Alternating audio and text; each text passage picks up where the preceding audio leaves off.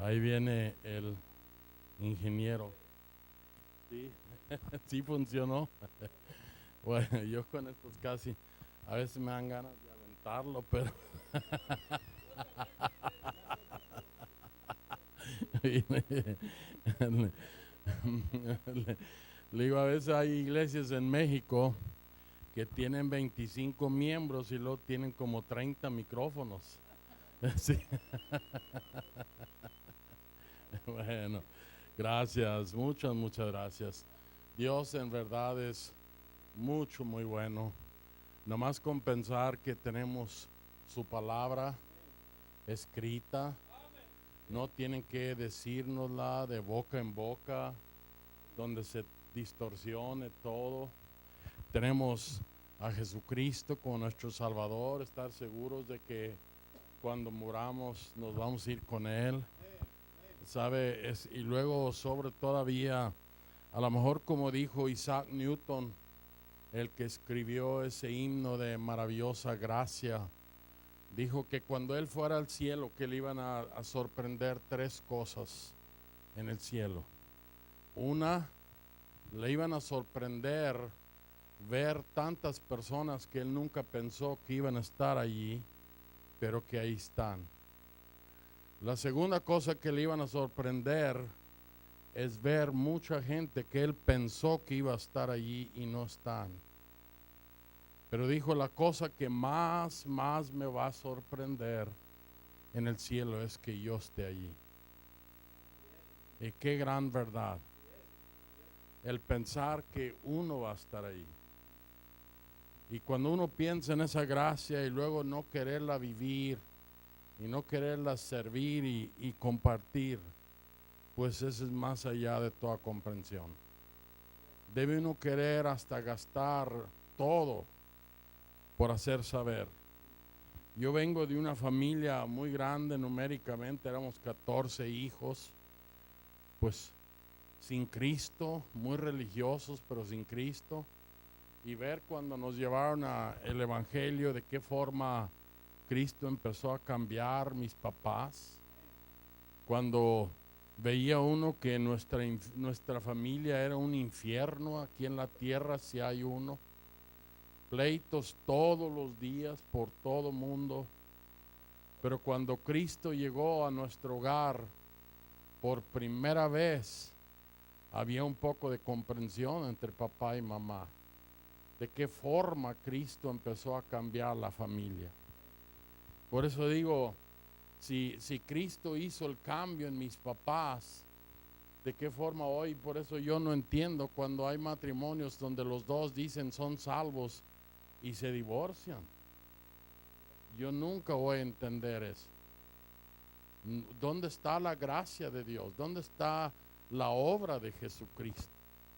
Y es una de las cosas que vemos aquí, vamos a ver esta noche en primera los Tesalonicenses, de qué forma el Evangelio cambia, transforma, de qué forma hace bien a nosotros.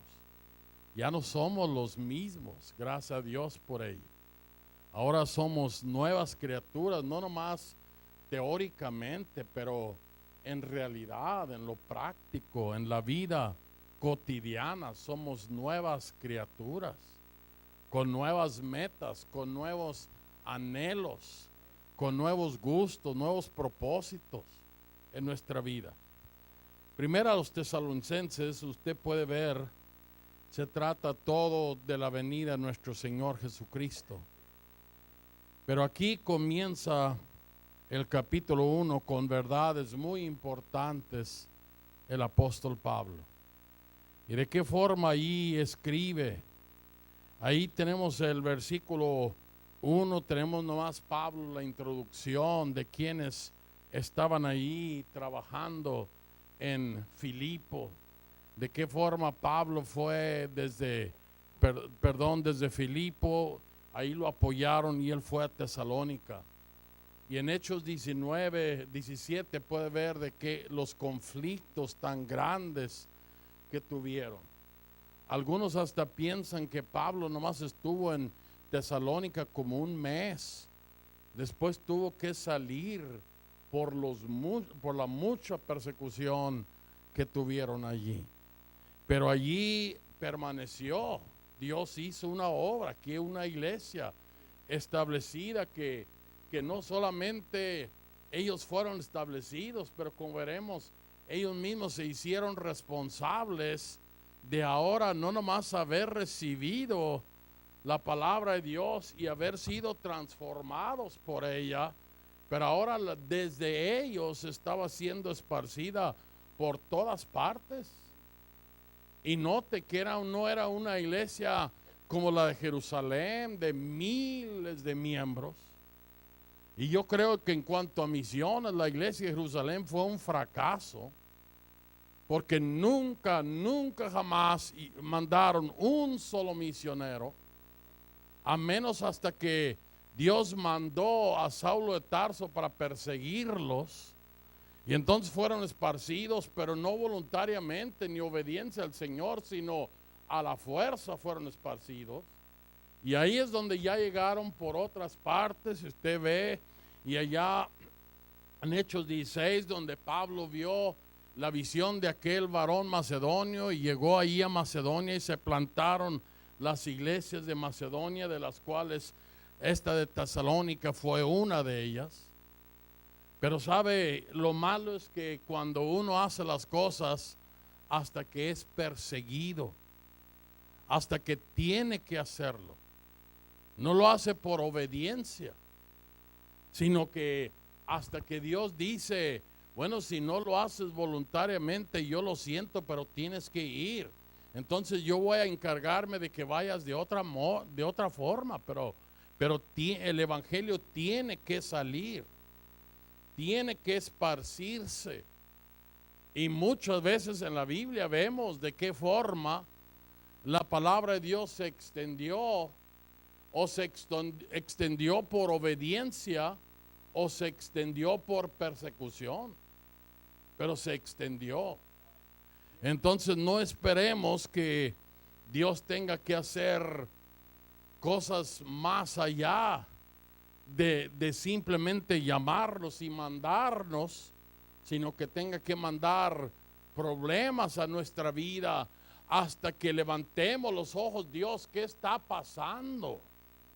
A veces en la economía, a veces en la salud, a veces en tantas formas Dios trae dificultades hasta que uno dice, Dios, ¿qué está pasando? ¿Por qué no salgo de una cuando ya estoy en otras 2 o 3 problemas más? Y es cuando somos un poco más susceptibles a escuchar la voz de Dios, y es cuando Dios a veces puede decir, mira, tú estás mal aquí o aquí o aquí. El otro día leí que en el libro de Job vemos 3 propósitos del sufrimiento. Uno es glorificar a Dios, por supuesto, el primero. El segundo es purificar a los santos, purificar a los hijos de Dios. Como vemos, Job dijo, me probarás y saldré como oro. Y luego otro propósito es nulificar las mentiras del diablo. Pero en muchos de nosotros no se han podido nulificar estas mentiras. El diablo a lo mejor le dice a Dios, mira, nomás dale a este prosperidad y te garantizo que nunca va a salir a ninguna parte. Ni se va a ir nunca, ni siquiera va a apoyar. Nomás manténlo ocupado, y a veces esas mentiras de Satanás nunca se han nulificado, sino que las corroboramos en nuestra vida. Nomás Dios nos da prosperidad. Alguien dijo, nomás dale dinero a alguien y conocerás quién es esa persona. Nomás dales prosperidad, es todo lo que se necesita. Nomás dales prosperidad. Bueno, en los versículos 2 hasta el 4 tenemos ahí la introducción. Vamos a leer versículos 5 al 7 de 1 Tesalonicenses 1. Dice la Biblia, por cuanto, mire, dice, y por cuanto nuestro evangelio no fue a vosotros en palabra solamente, mas también en potencia y en Espíritu Santo y en gran plenitud, como sabéis cuáles fuimos entre vosotros por amor de vosotros. Y vosotros fuisteis hechos imitadores de nosotros y del Señor, recibiendo la palabra con mucha tribulación, con gozo del Espíritu Santo. Hermanos, y cuando personas que reciben ese evangelio en tribulación y realmente les cuesta, y cuando reciben el evangelio y ellos han aceptado ese evangelio y empiezan las persecuciones, es cuando a veces personas realmente aprecian lo que han recibido, porque saben que el diablo está enojado. Pero cuando todo sigue tan suave como siempre. Veníamos mi esposa y yo platicando el otro día de venida. ¿Qué pasaría con los cristianos si hoy día Dios hiciera con nosotros lo que hizo con Israel? Lo sacó de Egipto y lo llevó directamente al desierto, donde no había trabajo, donde no había vivienda, donde no había ni un restaurante, no había comercios, no había ni un Walmart, ni un mall, no había absolutamente nada, ni dónde comprar, ni dónde hacer nada. Ahora sí, a forzarnos a confiar en Dios para todas tus necesidades. ¿Qué seríamos nosotros de cristianos?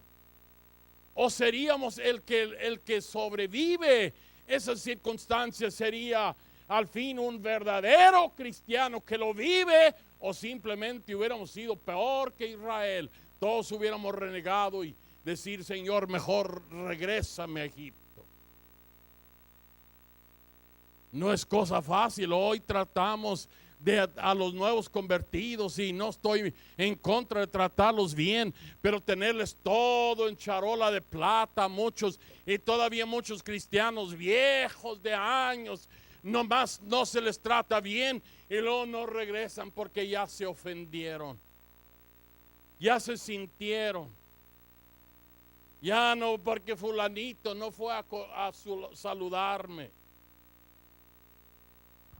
Hermano, parece que a nosotros muchas veces el evangelio no ha funcionado, no nos ha transformado, porque aquí dice el evangelio llegó a ustedes, no nomás en palabra, les dije a los tesalonicenses, sino en obra del Espíritu Santo, pero también en obra, en demostración, en primer lugar, de la vida transformada de los evangelistas. Allí empezó primer lugar.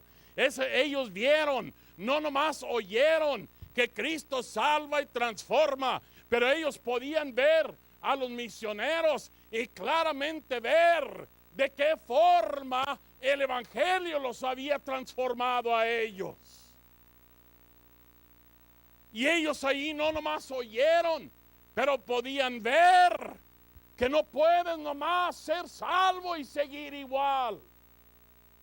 Tiene que haber cambios, y los cambios se tienen que notar, como aquí lo demuestra, dice el versículo 5. Por cuanto nuestro evangelio, fíjense, no fue a vosotros en palabra solamente. Sí, la palabra, por supuesto, y es lo primero. Lo primero, lo más importante, no es la vida transformada. Mi vida transformada o la suya no salva a nadie. Tiene que ser la palabra, pero nuestra vida transformada tiene que respaldar el mensaje. No le añade nada a la palabra, pero nomás demuestra que funciona. Dice, por obra del Espíritu Santo y en gran plenitud, como sabéis cuáles fuimos entre vosotros por amor de nosotros, por amor de vosotros. Y vosotros fuisteis hechos. Mire, cuando los tesalonicenses oyeron la palabra de Dios, de qué forma obró en ellos, de qué forma fueron salvos, y lo dice: fuisteis hechos imitadores de nosotros. Imitadores de nosotros. Ahora no nomás No nomás ellos dijeron, qué bueno que ya somos salvos, pero ahora también ellos eran imitadores de aquellos de que los evangelizaron. Aquí está la clave. ¿Y de qué forma serían imitadores de ellos? Pero fueron ellos también afectados. Y el Señor dice, recibiendo la palabra con mucha tribulación, pero eso sí, con gozo del Espíritu Santo, donde no hay cosa mayor. Cuando a mi familia ahí con los menonitas, ellos literalmente cuando a alguien lo excomulgan de su religión, como lo hicieron con papá y mamá, no con nosotros porque no éramos bautizados en su religión, pero literalmente no nos saludaban de mano a nadie, no los visitaban, no nos vendían una sola cosa, no nos compraban una sola cosa, y eso era literal. Nada podíamos vender y nada podíamos comprar. A ninguno nos saludaban de mano. Y lo toman literal con el tal ni comáis. Cuando nomás mi papá había sido excomulgado, miren, ni siquiera mi mamá comía junto con él a la mesa. Primero uno y luego el otro. Hermanos, cuando el evangelio llega con mucha tribulación, no es fácil. Ahí tienes que decidirte. O lo abrazas con todo lo que conlleva, o lo dejas. No, eso es la misma persecución. Te impide quedarte neutro. La misma persecución te impide nomás profesarlo. Sabes que si lo aceptas, mira, eso te va a pasar. Y tienes el ejemplo en otros. Así es que ahí está la duda. Y cuando dicen, no, yo mejor no quiero padecer todo eso, pero yo lo necesito. Necesito el perdón, necesito la vida eterna, necesito la paz con Dios, no quiero irme a la perdición. Y cuando aceptas a Jesucristo, sabes a lo que vas, sabes lo que te va a venir, sabes lo que vas a sufrir, sabes que no vas a poder nomás ahí decir, soy salvo, y todos te van a palmear la espalda. Qué bueno, qué bueno, qué bueno. Así le fue a los tesalonicenses. Ellos recibieron el evangelio con gran tribulación, en medio de muchos problemas, de mucha oposición. Pero vale la pena, con todo esto lo aceptaron. Pero mire versículo 7. De tal manera que habéis sido ejemplo de todos los que han creído en Macedonia y en Acaya. No solamente fueron transformados, mire, a veces nosotros tenemos que decirle a alguien que somos salvos, porque ni si no, ni cuenta se dan. No se nos nota. Pero ellos fueron ejemplos de todos. Todos se lo notaron. No pudieron ni quisieron esconderlo. Dicen que una vez una iglesia mandaron un joven que era pues un joven convertido. Su iglesia lo mandaron a otra ciudad donde iba a estudiar su carrera. Y toda la iglesia oraban por él porque se iba a ir entre pura gente perdida. ¿Quién sabe qué le va a pasar? Y allá oraban por él. Y allí cuando después estudió ahí un semestre, que a ver si no se iba al mundo este muchacho, a ver que si no lo perseguían, etcétera. Cuando llegó de vacaciones, todos allí muy inquisitivos. Oye, ¿y cómo te fue?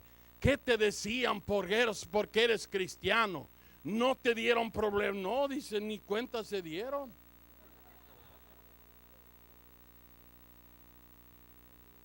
¿Cuál problema? Ni cuenta se dieron. No fue así con los tesalonicenses. Todos, y no nomás allí, su familia. Mire versículo 7, de tal manera que habéis sido ejemplo de todos los que han creído en Macedonia y en Acaya. Todo mundo se dio cuenta. O sea, ellos recibieron el evangelio de tal manera que se convencieron que el evangelio funciona. El evangelio había cambiado sus vidas. El evangelio había cambiado sus familias. El evangelio los había cambiado para siempre, sin poder nunca más volver o ser lo que antes fueron. Ahorita que el hermano Arellano decía de su familia, yo siempre me acuerdo de Obededom. Recuerde cuando allá el arca del pacto duró en la casa de Abinadab 20 años y nada sucedió. Dice que Israel lamentaba en pos de Jehová. Y cuando David subió al reino, al trono, dice hay que traer el arca del pacto. Y lo hizo a la moda de los filisteos en un carro. Lo que era prohibido, eso sí, le puso un carro nuevo. Y hasta lo mejoró. Le puso en vez de vacas como los filisteos, él le puso bueyes. Mejoró mucho. Pero Dios de todos modos se desagradó. Y en el camino, por más que danzaban, cantaban y bailaban, Dios mató a Perezusa. No le agradó lo que estaban haciendo. Bueno, entonces por miedo llevaron el arca a la casa de Obededom.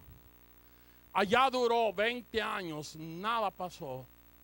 Aquí en la casa de Obededom, en 3 meses, dice la Biblia, que Dios cambió todo para siempre.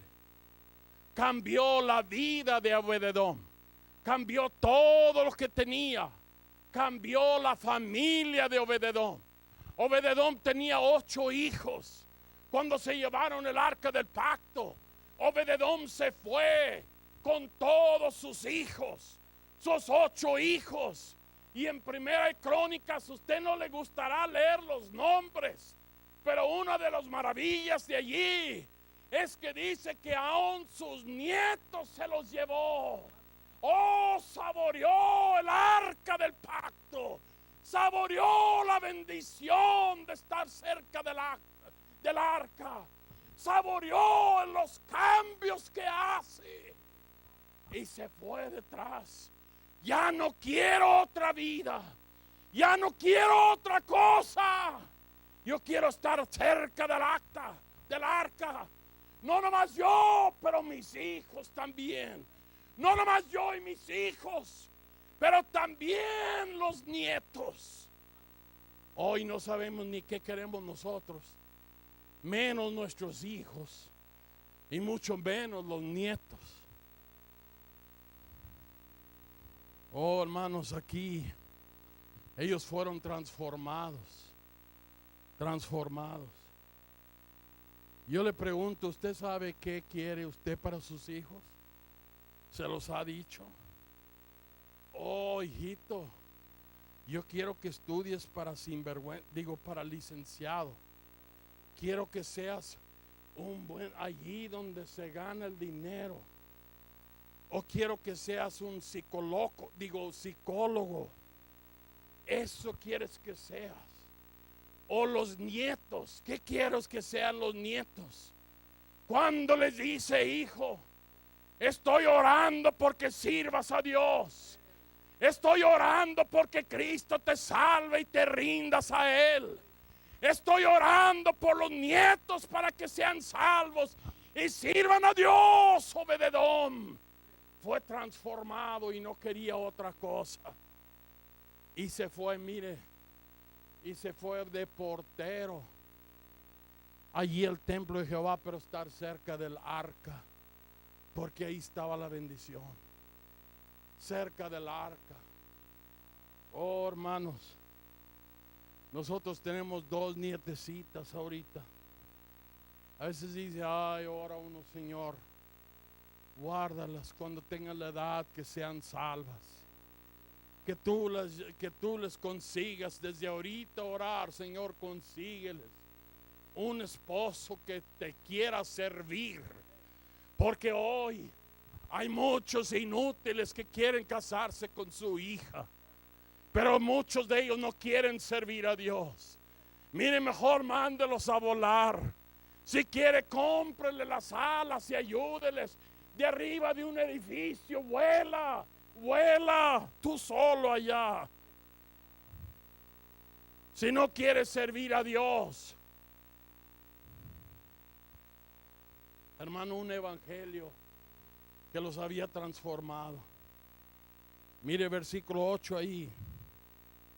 Y ahora que había pasado eso, mire, dice, porque de vosotros. La palabra de solamente tiene dos significados en español. Uno es de posesión, y este no puede ser porque no pertenecía el evangelio a los tesalonicenses. La otra es de procedencia. Eso quiere decir, de vosotros, dice, de la procedencia de los tesalonicenses, salvos y transformados. ¿Qué pasó ahora? De vosotros ha salido, ha sido divulgada la palabra del Señor.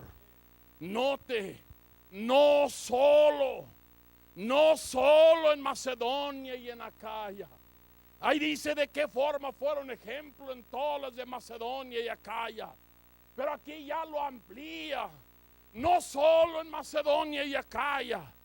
Dice allí, más aún, en todo lugar.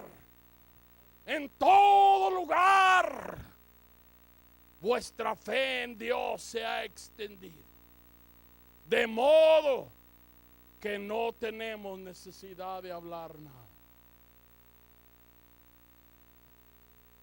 ¿Sabe, hermanos? Mire, vea usted un poco allí el procedimiento. Primero oyeron, y luego fueron salvos, y luego fueron transformados. ¿Y qué hicieron enseguida? Enseguida extendieron la palabra por todas partes. Oiga, ¿cuál es entonces ahí la conclusión?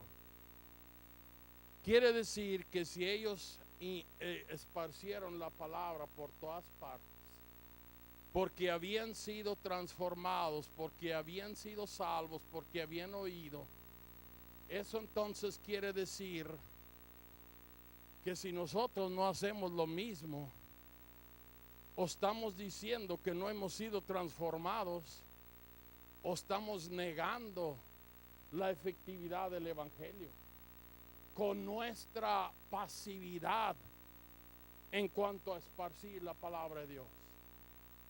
Eso quiere decir que no hay cristianos pasivos.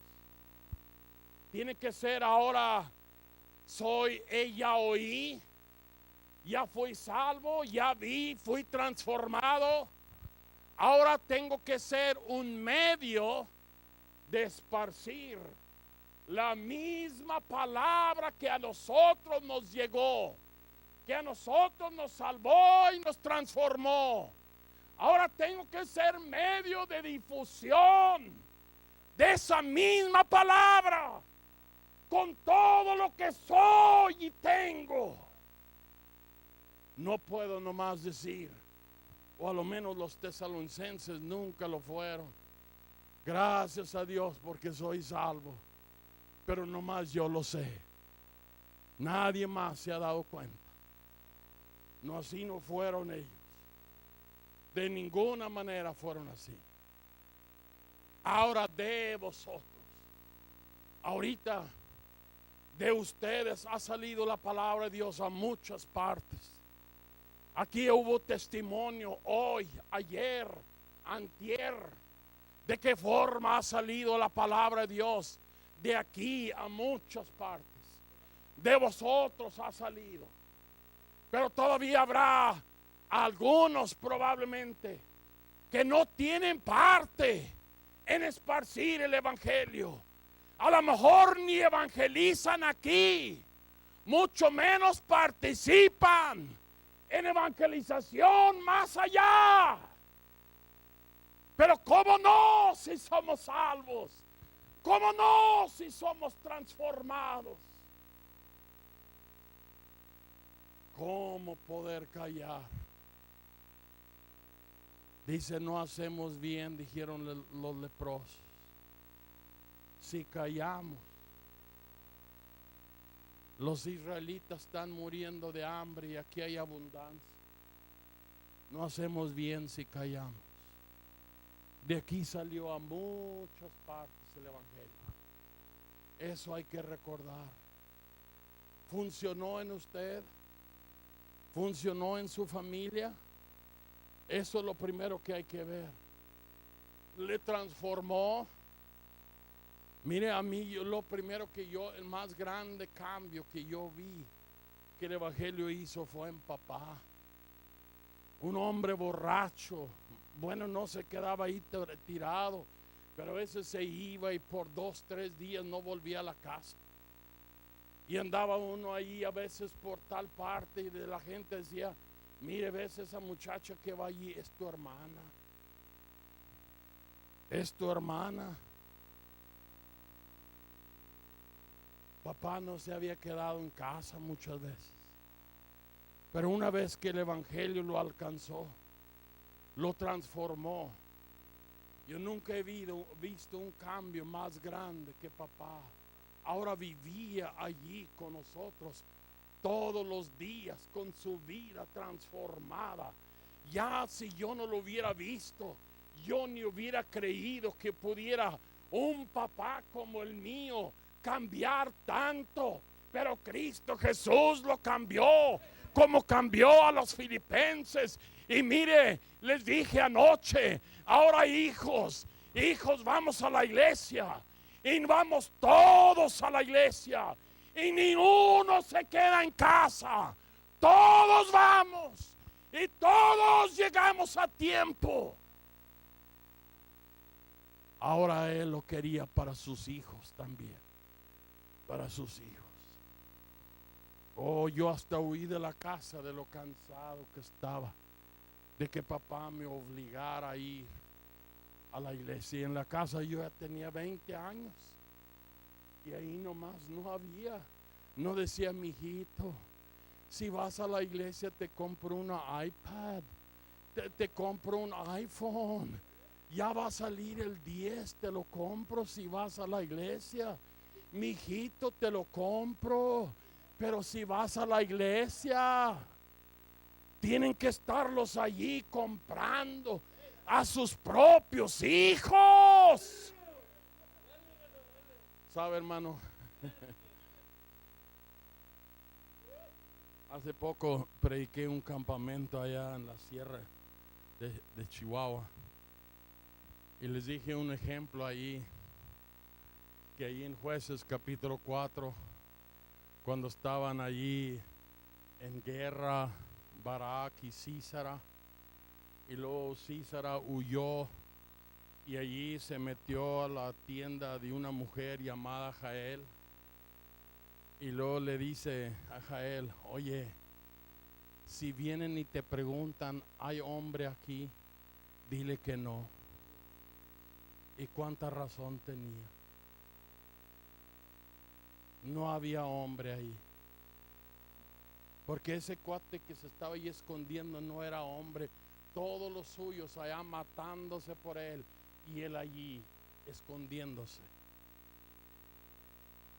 Y luego uno de los jóvenes siempre me decía, cuando me veía, hay hombre ahí. Y hace poco se accidentó esa familia muchísimo. Su mamá murió, una de sus hermanas murió. Él quedó muy dañado, duró mucho. Todavía está en el hospital ya hace como 3 semanas. Y el otro día hablé con él por teléfono. Y ya qué gusto me dio, dijo, porque dice que se le estaban ahí, que no coordinaba muy bien. Le dije, oye, ¿sabes quién te habla? Y me dice, hay hombre ahí. Ah, qué bendición. La primera frase que oí de él después de estar tanto tiempo malo, hay hombre ahí. Eso uno tiene que preguntar, ¿hay hombre en su casa? ¿Hay hombre en su casa? Oye, vieja, ¿me dejas decirle a mi hijo que vaya a la iglesia? Pero si tiene mucho sueño.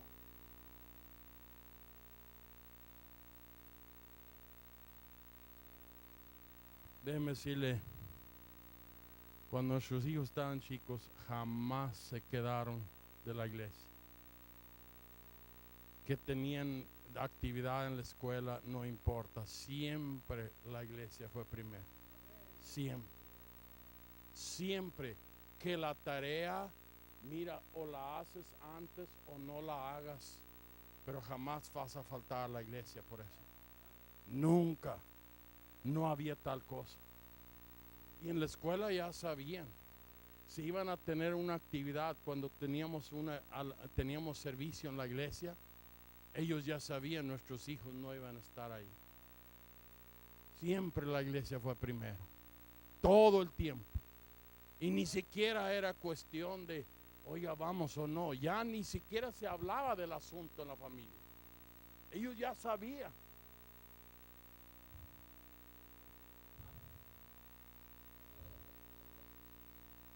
Es que ya estamos en otro milenio. Yo soy de casi el milenio pasado.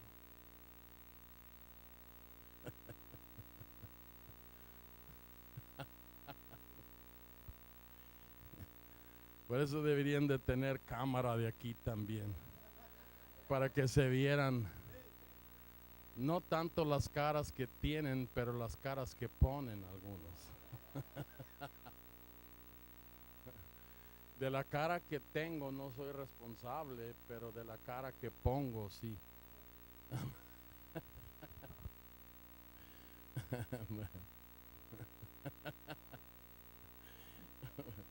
Mire, versículo 8. Voy a terminar. Porque de vosotros ha sido divulgada la palabra del Señor, no solo en Macedonia y en Acaya, más aún en todo lugar vuestra fe en Dios se ha extendido, de modo que no tenemos necesidad de hablar nada. Oiga, de los que están aquí, ¿cuántos han votado ya? A ver. Ok. No quiero preguntar porque ojalá que nadie cristiano se atreviera a votar por los demócratas.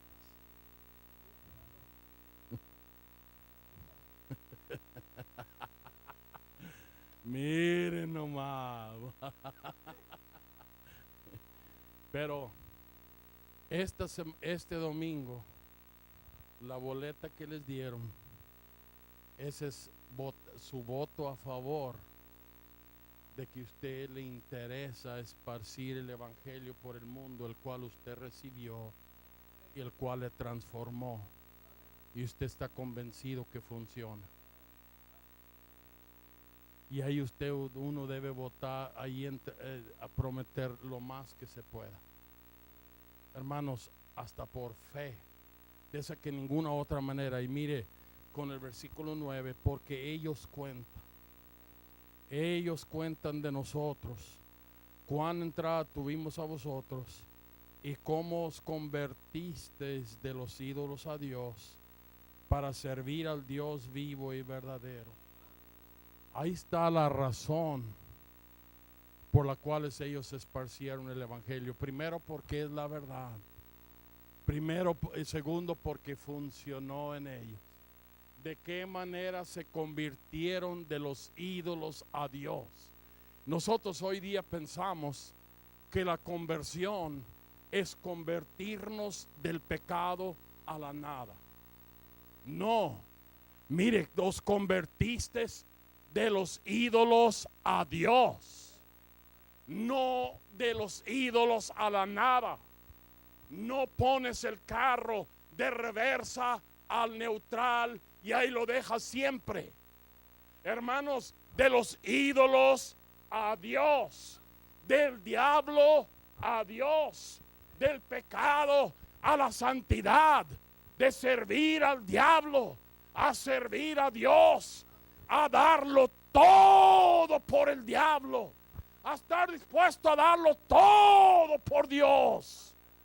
A mí en mis borracheras no me importaba pagar a dar hasta el último peso por la borrachera, hasta endeudarme por ello. Y ahora para Dios ser codo. Oh, hermanos, ¿cómo funciona eso? De los ídolos a Dios. Todos sabían lo que Dios había hecho en los tesalonicenses. Todos sabían. Déjeme meter allí una broma. Hasta si los tesalonicenses hubieran tenido un iWatch nuevo, lo hubieran dado.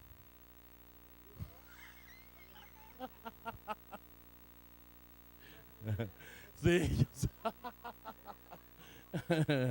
yo dije que iba a hacer esta broma. Sí. Encontré más un iPhone. Wow, no, Galaxy, ¿para qué? Como yo tengo ese. Hermanos, pero lo que queremos decir, que ellos demostraron que el evangelio funciona. Funciona porque lo esparcieron y funciona porque lo demostraron. Lo demostraron. Se demuestra en la vida cambiada, se demuestra en las nuevas actividades, se demuestra en familias transformadas, en hijos entregados y rendidos, se muestra en aquellos que están dispuestos a irse al campo, se demuestra en aquellos que están dispuestos a dar para apoyar a los que se van. Hermanos, el evangelio funciona. Y si Cristo Jesús nos dio aquello que transforma su vida misma, ¿no estaremos dispuestos a nosotros a ir, a orar y a dar para que otros también oigan de este poderoso evangelio de Cristo Jesús? Funciona, funciona. Ojalá que usted y yo querramos tener parte ahí. Funciona. Los tesalonicenses nunca dudaron.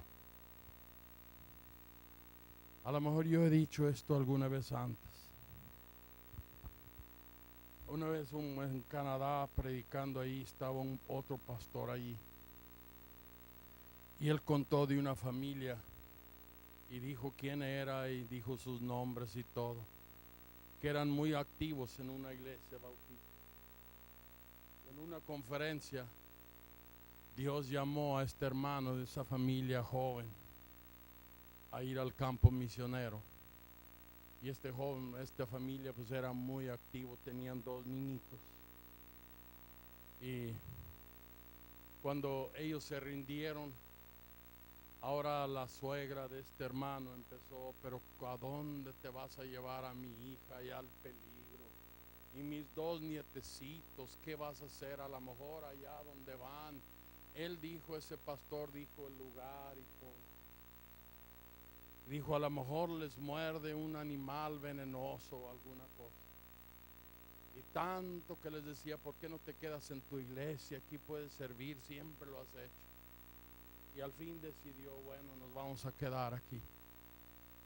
Dice que un día este matrimonio joven estaban en su casa, platicando los papás ahí en la cocina, en la sala. Y sus 2 niños estaban jugando afuera. De repente uno de ellos pegó un grito y salieron corriendo y le había picado una serpiente venenosa. El papá lo agarró desesperado, corrió al carro para ir al hospital. sin saber que su otro niño lo iba siguiendo.